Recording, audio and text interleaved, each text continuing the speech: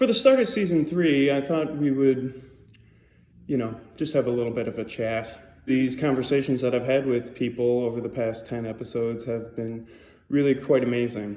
Although we are living through hard times, it's very, very, very important to shake your bones, take time to make yourself laugh, enjoy who you are, and find ways to connect with people. We are living through hard times, not unprecedented times. Feeling depressed, feeling apathy, sorrow, or grief is okay. It's the through that actually happens. And tell yourself that you're a beautiful person, but also remember to tell other people that they're beautiful too. Okay, all right. Ancestors above me, give me the strength to get through the day. When I'm weak, make me strong. When I'm tired, make me calm. And when I'm lonely and sad, cure me. Cure me from ever doubting myself. Cure me from ever doubting how much strength I have. Make me stronger through my fears and give me the ability to rise so high only the ancestors can hold.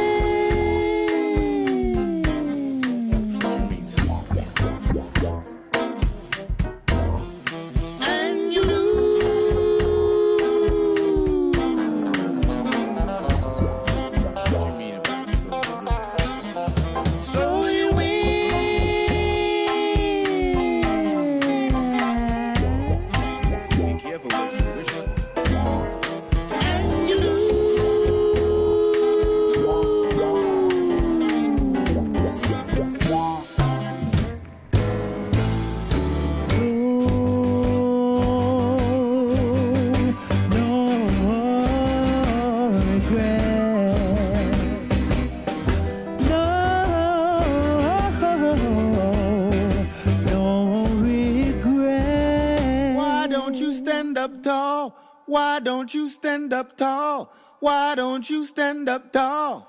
And you will stand tall, my friend. Stand tall.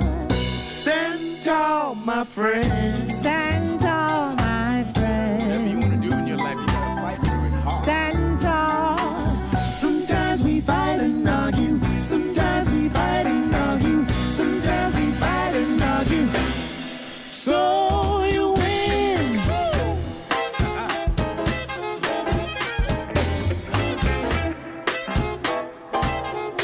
And you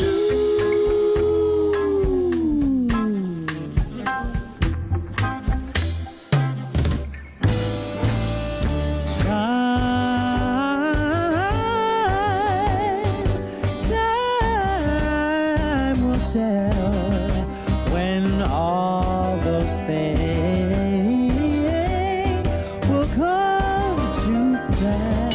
You better stand up tall. You better stand up tall. You better stand up tall.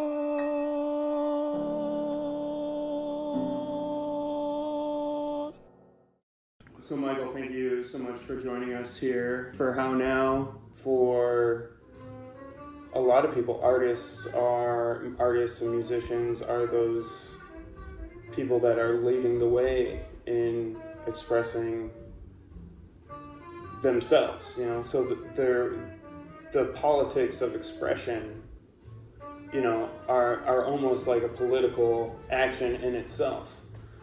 And in these times when everything is political to some regard, how do you balance the joy of expression with the responsibility of it like that? You have to have your private moments, you know? You have to have, if you want to be something that presents that, you have to know the balance, which is your alone time and your time when you're not in the joyful energy. And for me, there's a lot of times of me dealing and confronting with that spirit. But when I'm with people and I'm out there, I want to give that energy, you know, the energy of the love and the joy and the thing. But, you know, you have to also have the other side, which is not that. Which is, but a lot of that joy comes from the other side, you know. It comes from being a lonely child and then reframing and retuning yourself so that then in your adulthood, then you come with another energy, you know? I mean, I was very alone as a child, so I really got to know myself really quick. Yeah. And not having siblings, that was a good part. The darkness of not having siblings, it brings the loneliness, but the positive is that you learn about yourself quicker. And it really helped me understand adulthood in a certain way of just being strong, you know, because I feel like I went through so much as a child.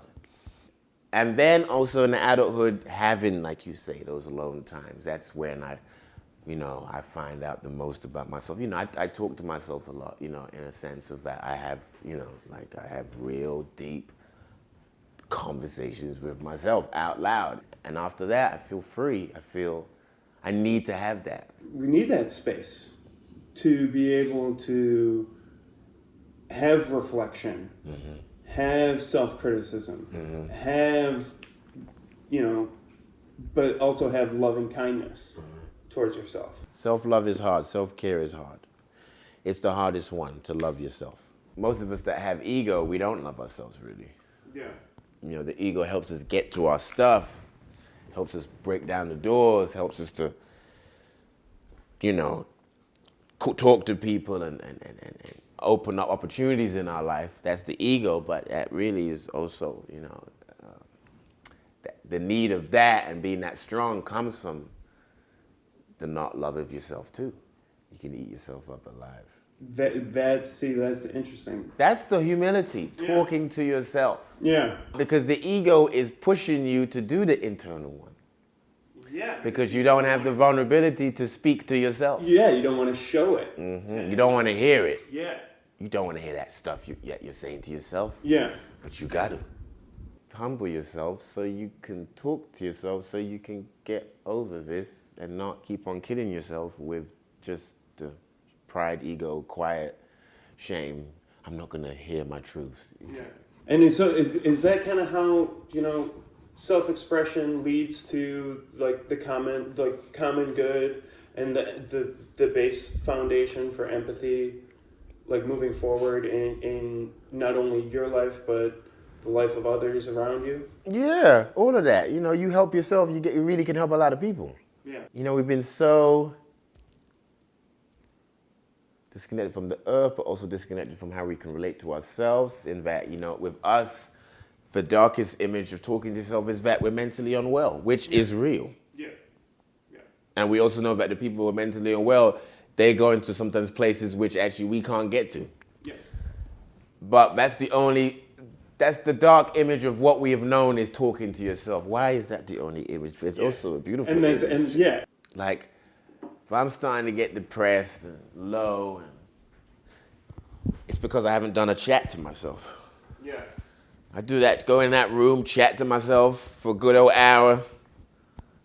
Whew, I feel like, oh man, just let it, you know. And that's where a person will go Upper East Side and pay $200 and go and speak to someone, and he ain't saying nothing, no therapist. He just going, You can do it yourself and get better answers. And save yourself $200. Yeah. And the concept of therapy with another person is also one of the most beautiful human things in the world. So we're not putting that down. We're just saying that you can be your therapist. Well, and that's like talking to the God within you. Right? Yeah. You're looking for the better answer. You know? You're looking, it's an optimism. Yeah. There's a hopefulness and faith. I want to confront it. Not being afraid. Because it's fear that stops us, you know. Yeah. And also, do you even want to move from it? Sometimes we just want to stay in it. Just stay in the darkness. It's nice. It's cool. It's actually safe. It's actually, I'm good. I want to just be this dark right now. Just be this depressed. It's just like, please, I need it. It's a rest. Yeah. It's a vacation sometimes for us, and we need it. Yeah. A good old depression, Big D, can be like a holiday. Good 4 free days in the bed. You know, just go out for the toilet and get food.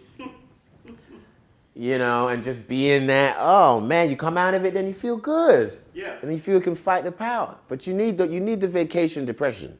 Yeah. You just also need to know that you need to go back up. You know, love and hope and kindness to yourself is, you know, one of the most important aspects of being able to continue on to create that joyous experience for another person. And you can love yourself through people too. Transmitting a weight of love that you didn't know could come from you, that you're able to give to someone, can give you like, wow, you know, I've healed myself almost a little bit.